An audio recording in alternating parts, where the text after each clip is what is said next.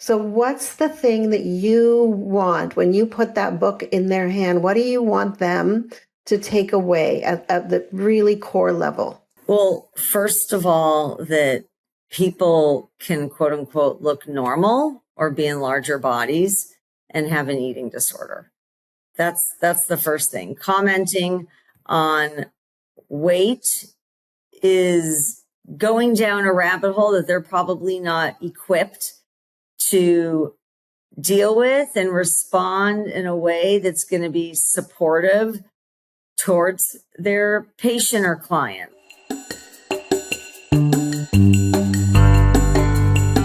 Today, we're joined by Robyn Goldberg, a registered dietitian, nutritionist, certified eating disorder specialist, and a powerful voice in the conversation around food, mental health, and healing our relationship with eating.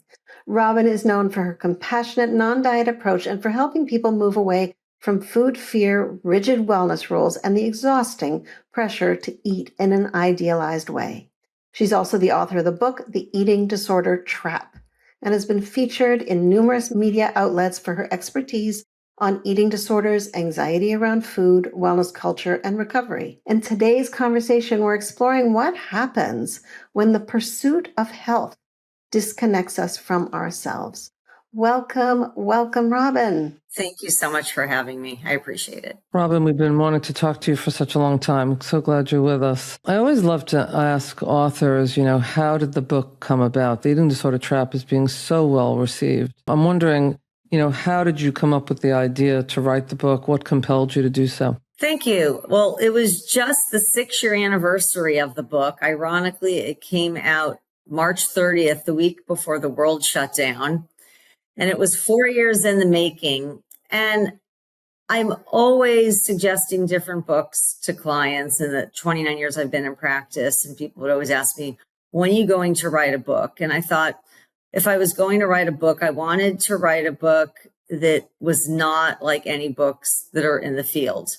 So what I mean by that is, and really what came about for me, because it was a lot of thought and a huge undertaking in how it occurred. But basically, I wanted a book that could be inclusive to all clinicians and non-clinicians, because not everybody has the training or has the science background or the psychological knowledge or skills to comprehend a lot of the literature that's currently out there. So I, thought of that. And then I thought, I grew up with a brother who collected comic books, and I'm a visual learner. And I found that sometimes if you don't comprehend the wording, the language that's used, like a picture and illustration could be a way to hit the point that you could actually understand it. So I was like, well, it'd be cool to have an illustrator, but someone that wouldn't make a large head in a small body. So that was like a job within itself. All the illustrators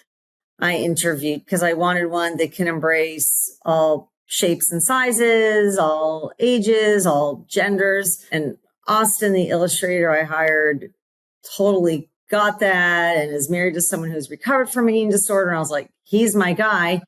And then I thought, well, it would, I think, add more credibility to have expert contributors to it. So I had 3 well-known eating disorder physicians and 2 well-known eating disorder therapists in those, designated chapters. And of course, if, you see like all the testimonials, I had at least 20 colleagues reviewing the manuscript. So I felt like I wanted to do something that could be literally like digestible and literally could embrace all. And I should say, and I had a colleague who's transgender go through the entire manuscript to make sure I had all appropriate gender affirming pronouns. And actually they had things I was like, people don't care about vaginas, because they were like, oh, we could put, I was like, listen, no, we're not staying on the fairway. So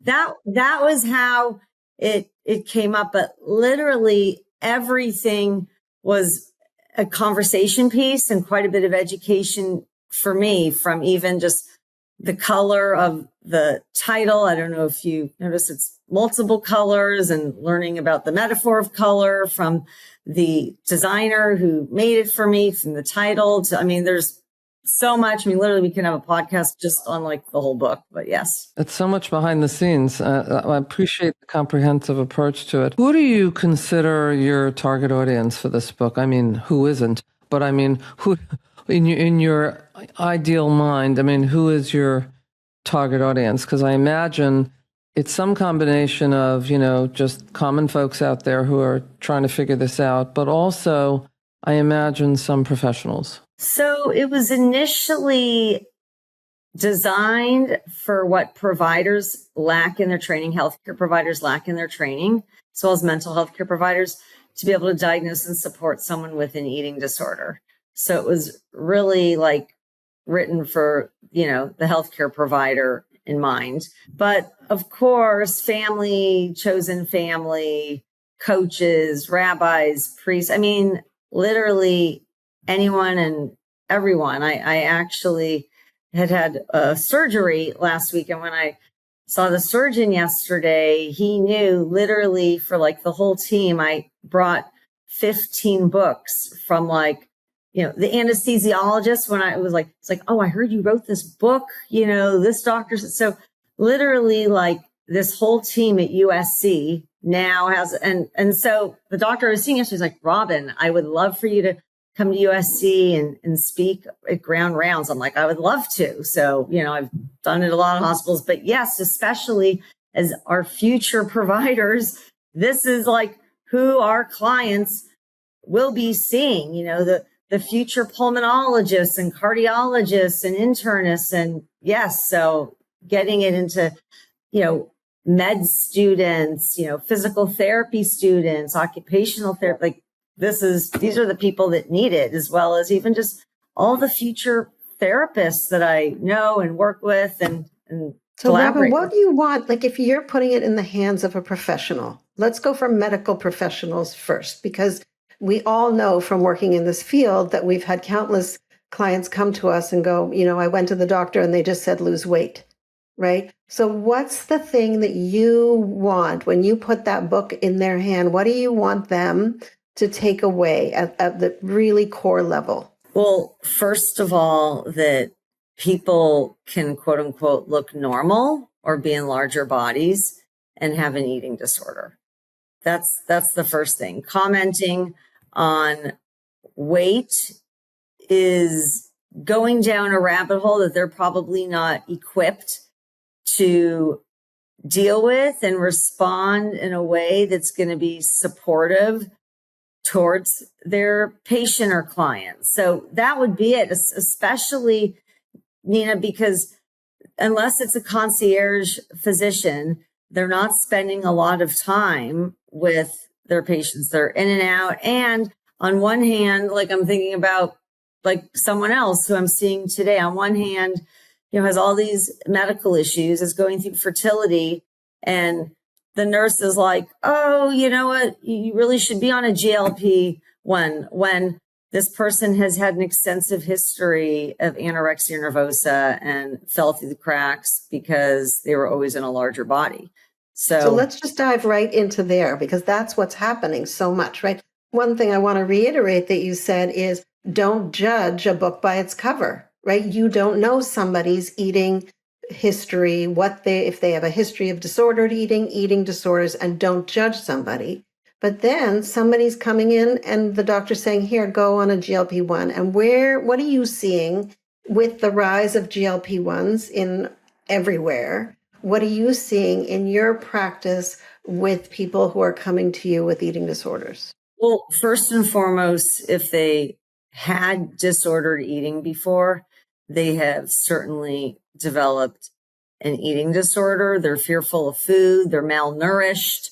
They have zero energy. They have gallbladder problems. They have recurring kidney stone. I mean, there's so many medical problems. And, we hear this term like quote unquote food noise, which is a diet culture term. I actually had a episode with Evelyn Tribole the other week on my podcast discussing this. And the thing is, like, these medications, we do not know the long-term complications 10 years from now, what will happen. Seeing now people that are young that have full-blown osteoporosis, osteopenia and osteoporosis, and they are like, well, I'm going to stay on it forever and I'll just go on medication to manage my bone density. And the other thing is saying, the ideal would be people would be screened if psychologically and or nutritionally they're appropriate candidates to be on these medications, but that's not the case. Not everybody has an elevated hemoglobin A1C or has type 2 diabetes. And there's no guarantee that a person's body will change even with being on these medications, because what happens is they're consuming way less nutrients. It's not even like eat more protein. They're consuming way less nutrients than what their body needs. And they are thinking about food because they're exhausted. Well, maybe that's like the last resort. It's like maybe it's calmed down in their head, but they are finding they are just struggling to get through life on a day-to-day basis between the physical manifestations or not being able to leave their home because I have to be close to the bathroom. It always interests me that when asked, the three things that people are most afraid of in life in this order are speaking in front of a group, being fat, and death. Death is number 3, and being fat is 2, and speaking in front of a group is number 1. This always interests me. And keeping that in mind, I think it's interesting that people are just so relieved, they say, to not have, quote, food noise. But at what cost, right? I'm really reading a lot of research now about the fact that one of the prices people are paying for this is that they're also becoming unmotivated to do anything. So yes, less appetite, but less appetite for life, right? So, we're not here to solve the world's GLP-1 problem, but certainly I think we agree that while people have body autonomy and they can choose whatever they wish and they're not going to get judgment from us, there are lots and lots of precautions that must be thought about, right? I'm wondering what it's like, though. You are known for having been, a phenomenal tennis player and triathlete. How do you navigate when you have clients who are, in fact, athletes and are probably subject to their, we will say, well-intentioned things that their coaches say and their team members say, and there are all kinds of pressures on them to perform. How do you navigate some of this within that context? Yeah, thanks. Well, one of the topics I always bring up is when, you're a collegiate athlete, whether you're a gymnast or you're running track. I'm thinking of several clients I'm working with now, and you're training 3 to 5 hours a day and you're consuming a significant amount of caffeine and you're just eating a salad with chicken. I always like to pose the question, what do you think an Olympic athlete eats? And like they eat a lot more than that salad with chicken and all of those Red Bulls and, caffeinated drinks. I think there is a pressure to be faster, leaner, and being smaller does not mean you're going to be faster or stronger.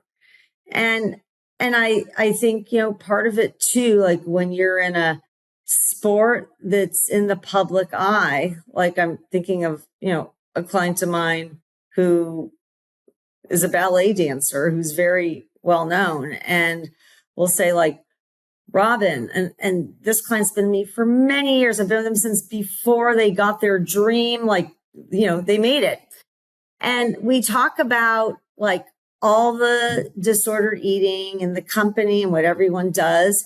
And I'll say to this client, like, you are holding other dancers in front of like thousands of people, multiple days a week. And I was like, well, yes, this is why like I've added a carb back in, but it can only be quinoa or Japanese sweet potato. I mean, it's very rigid. So maybe they've like broadened, but I think they'll say like, Robyn, it's still not accepted to be a bigger person. Like, this is what the company looks for. So honestly, as long as a person is like going to follow that pathway instead of saying like, okay, you know what? I'm going to be independent. Or I had a client for many years who was a catwalk model, and she left the industry because the pressure was too much and the rules and the eating disorders. So, I think for many people, they have to hit their bottom. They're meaning like they're having reoccurring injuries. It's not healing fast enough. They, are having, they're, failing a class that gets like other things to shift and move for them. But I think one of the things that you're naming so well is the pressure, the intense pressure in all the different ways, professionally, medically, family-wise, all the pressures that come to us, to our clients, to people in the workplace, to people who are seeking help for their own wellness issues. And the world is saying, what you need to do is be smaller. What you need to do is be in control. And then the other thing that you named so beautifully is, and then at what cost, right? At what cost does this come? And that what you said, this idea of the only way that cost becomes an actionable step for someone is if it hits home. I break something. I'm failing. My coping mechanism of trying to be in that small body is no longer going to work. And now I do need to step back. And I need to be on my side instead of trying to show up in this idealized way. And how exhausting that is for all of us. For sure. I think also, I will just say, it's different if you are recruited and you're, groomed to be the best, like this is your profession, versus, when I played college tennis, I played 1 year Division II, 1 year Division I. I knew like that is it. I'm not going to be professional. But I think like, what I took from that in my life is, I built my practice through tennis, and people always say, oh, do you still play? And ironically, this Mother's Day will be 2 years. I always say I divorced tennis forever.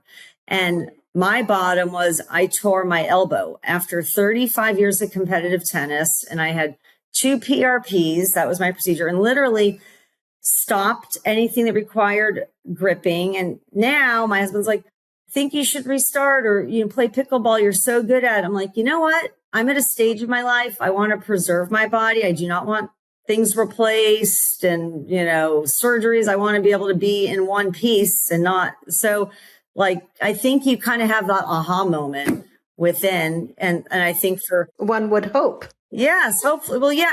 And I don't know if you'll agree with this, but I've found like the older I've gotten, the smarter I've gotten, because for years I was told to work through the pain, and I pay for it now. So now I'm like, very different with it. Well, it's interesting you say the older you get, the smarter you get. I mean, we hope that's one of the benefits, right, of getting to age, right? But it makes me think about another population of folks that I'm sure we're all working with, which is people, I'll say specifically women, who are, perimenopausal, menopausal, postmenopausal, going through all the things they're supposed to go through, but also, noticing changes that are occurring in their bodies, which are supposed to happen. But then within the culture in which we live, it feels like a curse. It's awful. It's terrible. I'm going to be ugly. I'm going to be insignificant. I'm not going to be noticed. I'm going to be marginalized. All true, by the way, because of the culture that we live in, right? So I'm wondering how you start to navigate some of this with that population of people who are experiencing body changes, but also experiencing how they are viewed in the world. I am in there too. As are we, right? Yeah. I think, it's like for years, I always saw all ages in my practice, But I think now that it's sort of like, oh, okay, I have only X amount of months left to be in menopause. But then you're like, okay, that was a complete trick on my mind. I think, honestly, being able to be transparent, like I've learned, self-disclosure when it's going to benefit a client. So when a client's talking about things and being able to be like, I can completely relate to that because, I'm going through that myself. I mean, I always like to, say to clients, like, our bodies change. They're not meant to be the same as, when we were 15 or 30 or 40 and so forth. But I think a lot has to do with, and I don't know if you both find this, being in Boston or New York, I think a lot has to do with, I would say too, with like where you live. So, I am in Beverly Hills. I'm in Hollywood. I am in the land of it. And there's such an emphasis to, remain youthful, to look and be a certain way. And I always like to say, I want to look like me at this stage of my life and be the best version of me at this stage of my life. And I really believe any perimenopausal or menopausal woman, it would be so helpful for them to be in therapy because it's looking at, like, we're not given a manual when we're little girls saying like, okay, chapter 1, this is what's going to happen. Chapter 2, it's. Well, the interesting thing is we actually are given a manual in the beginning and it's normalized. You will go through puberty and your body will change. But then Hollywood steps in and the narrative changes. And now you're going to maybe have a baby and your body will change. But then you must revert back and never change again, right? That's the predominant narrative. And so this is a piece I work in with so much with my clients around how do you navigate body change and how do you come home to your body? And it is navigating both the reality, yes, our bodies change, and we're being told nonstop that we should stop evolving. And then I'm going back to this thing of cost. What's the cost of saying, I'm never changing? What else are we cutting off? Are we cutting off our wisdom?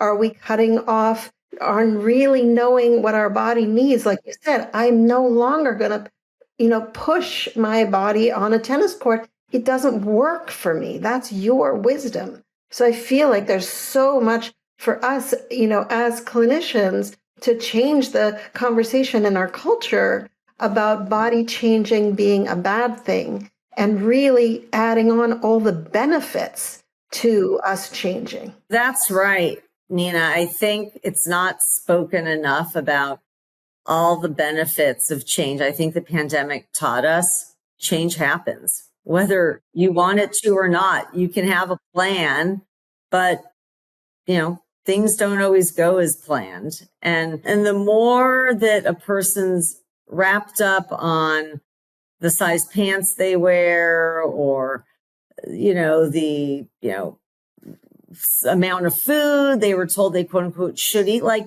I always say, hunger levels change as do fullness levels change. It's not always the same. Just like, look, we're all going to get gray. We're all going to have cellulite. We're all going to have weird hairs growing in places we didn't know. I mean, all these types of things, like with like now going through menopause. And I was just talking to my husband about this morning. It's been weeks. Like I cannot wear rings. My fingers, I have edema. It's like, this is what it is. And I was like, okay, the HRT is not helping that, but it's helping my shoulder. It's just crazy how it's like whack-a-mole. You get one issue managed and then something else happens and you just sort of surrender and put your hands up and laugh if you can. But you're talking about acceptance. And acceptance is a very, very difficult thing, I think, at all stages of life, all genders, all everything, because we want what we think society wants us to be. And so I think one of the freedoms that comes from, sort of maturing a bit and, reassessing life is that it's really not important what society wants. What matters is what we want for ourselves. There are people who at the age of 30, 35, and 40 are faced with horrific diagnoses where there's no guarantee they're going to make it into their 50s. And so there's a certain gratitude about, what, I am aging and what a privilege that is. Now, that's a little idealistic also because we're living in a culture that doesn't value age the way some other cultures do, interestingly, right?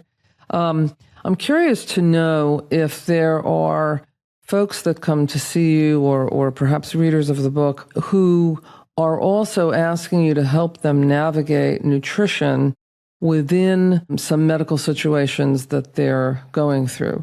For instance, something that might affect their immune systems or a lot of autoimmune issues. Does that come into all play? day, every day? I mean, that's actually how I got into my profession, based on my family history of heart disease and hypercholesterolemia. So whether you've recently had a heart attack or you're trying to avoid dialysis or you're on the max dose of, 3 different oral agents for diabetes and you don't want to go on insulin. So yes. And with those clients, I teach them how to be intuitive eaters. I have to say, fear for many people is a great motivator, but I love when there's the medical piece because labs can be very helpful in seeing, things change. You might feel the same, but, your blood work can be helpful in regards to that, specific medical condition. Well, what you're speaking to are metrics that actually matter. Yes, right? exactly. Versus the number on the scale. Yeah. Let's go to what actually is going to inform your sense of well-being and your future health, right? Versus what's the number on the scale saying, which people get so caught in that, right? Well, like again, change the their conversation. teams get caught in that too. They're physicians. I mean, if I had a nickel now for all the folks that are saying things to me like, I have a terrible choice to make. Do I not attend to my health because I don't want to hear all the things that I know that my doctors are going to say to me that don't sit well?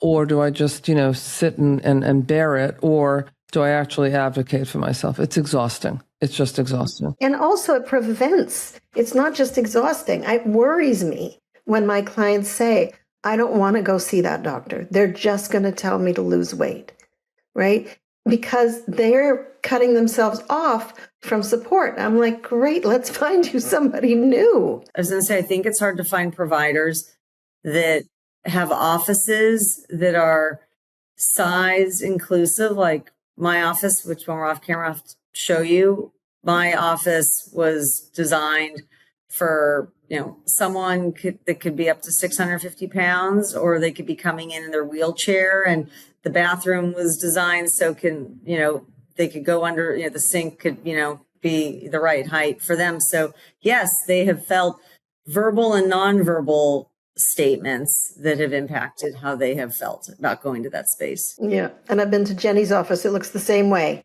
completely accessible. And I notice every time I go into an office and there's a bench that's not, 18 inches wide, we need to make our world comfortable such that we can start listening inside, so that not every chair is yelling at us. I think one of the most graphic things that I think about all the time, just go on a plane and watch somebody struggling to fit in a seat. And we know that seats have actually become smaller in order to accommodate more people.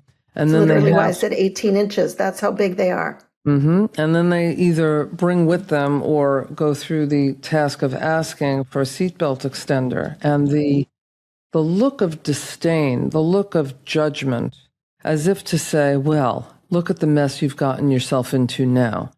Instead of, well, every size matters, literally every size, and no size predicts whether you are, quote, measurably healthy in a medical way or not. And I'm wondering if that's, some of the messaging that you come across all the time, Robyn, really about, that size does not determine one's health.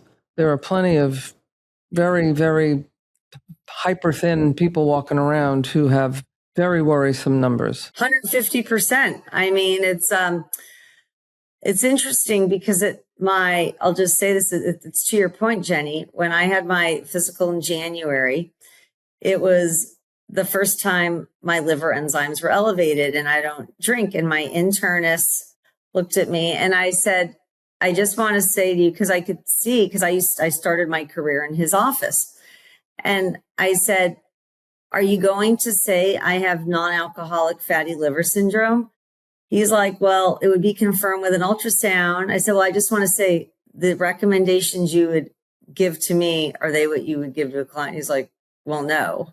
And I was like, right, because I'm, in a smaller body, I'm tall, I'm just, yeah. So, and it was like, I could see that, he was stumped, like, okay, what do I say? I'm like, I don't drink, I don't do any of these things. And so, later Robyn, you're a warrior.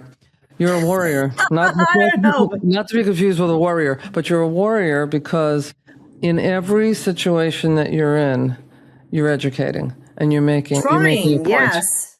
You hopefully left your physician with at least something to think about. Oh, all the time. Yes. I'm sure when they know you're coming. And the joke is when I come in, he says, I know you're not getting on the scale. He says, when I see these different patients and it says, don't weigh them, he says, I know they're seeing Robyn. So yes, for sure. It's very interesting too. I'm finding that, at least in our area, that physicians are not fighting it as much when someone says, I'd rather not be weighed.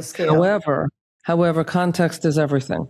I'm not sure they're not fighting it because they understand the philosophy. They're not fighting it because they don't want to get a bad rating at the end of the visit. I mean, that's my sense of it anyway, but it's okay. At least people are getting fought with less about that. One person at a time, we can help. And, it'd be great. I think to myself, the change is like the rate of molasses, but I think, wow, it's, nearly 3 decades I've been doing this. And, who knows how much more change will happen over these next bunch of years of me, continuing to work. But yes, it's been a very slow burn. I want to say one thing before we wrap up, which is just a public service announcement around what we were just talking about. If you're hearing this for the first time, this idea that you don't have to get weighed when you go to the doctor, that's just what we were all talking about. You don't have to be weighed. You can say, I do not want to be weighed. You can go into it with more depth if you want. You can say, weighing me would be harmful to my well-being, but nobody is forcing you on a scale. And if anybody tells you differently, weight is not a vital sign. Blood pressure is a vital sign.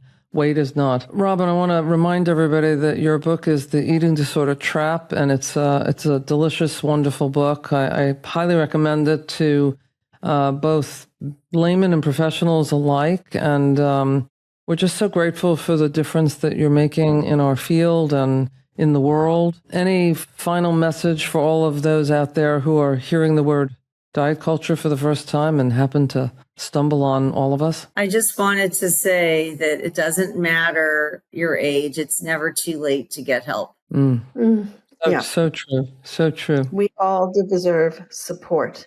And we deserve support in our relationship with food and body, just like you would want support in any other part of your life.